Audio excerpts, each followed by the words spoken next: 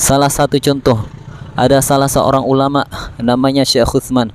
Syekh Utsman ini adalah wali min auliyaillah, hatinya selalu tersambung dengan Nabi Shallallahu Alaihi Wasallam, sehingga pada suatu saat beliau ziarah dengan ulama-ulama saat itu, termasuk diantaranya Profesor Dr. Said Muhammad bin Ali Al-Maliki. Nabi pernah bersabda, "Man zaroni ba'da mauti faka'annama zaroni fi hayati." Barang siapa yang berziarah kepadaku setelah kematianku, maka seakan-akan dia menziarahi aku ketika aku masih hidup. Syekh Utsman ini dari saking cintanya kepada Nabi Shallallahu Alaihi Wasallam, saat itu beliau berziarah masuk ke dalam hujrah nabawiyah. Di dalam hujrah nabawiyah beliau disingkap hijab oleh Allah Subhanahu wa taala sehingga dapat melihat Nabi Shallallahu Alaihi Wasallam secara yaqadhah. Di belakang Nabi ada orang-orang yang tidak dikenal oleh Syekh Utsman. Mereka ini bukan orang Nigeria, mereka bukan orang Yaman, mereka bukan orang Arab, mereka bukan orang Prancis, mereka bukan orang Oman. Mereka ini adalah wajah-wajah yang tidak dikenal oleh Syekh Utsman.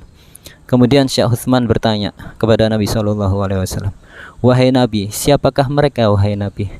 Nabi menjawab, "Haula'i ahbabi." Mereka ini adalah para kekasihku, kata Nabi Shallallahu Alaihi Wasallam. Syekh Utsman tanya lagi, "Dari mana mereka berasal wahai Nabi?"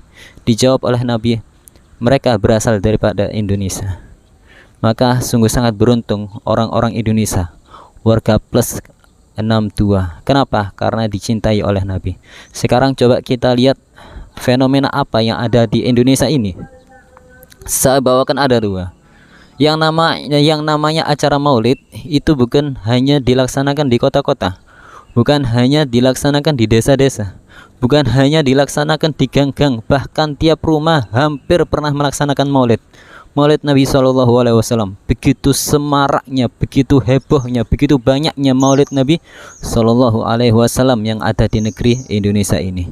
Yang nomor dua, dari saking banyaknya ahlul bait Nabi, terutama dari Sayyidina Husain Al-Idrus di Indonesia banyak kita temukan.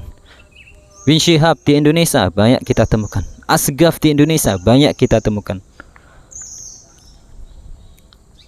Al-Haddad di Indonesia banyak kita temukan. Banyak para ahlul bait Nabi yang ada di Indonesia ini, sehingga anak cucu Nabi dikatakan negara yang paling banyak adalah di Indonesia. Maka sangat beruntung orang-orang Indonesia. Bahkan anak cucu Nabi SAW mereka mengawini putri-putri anak-anak orang Indonesia, sehingga mereka disebut akhwal, paman, dan ini suatu kehormatan bagi orang Indonesia.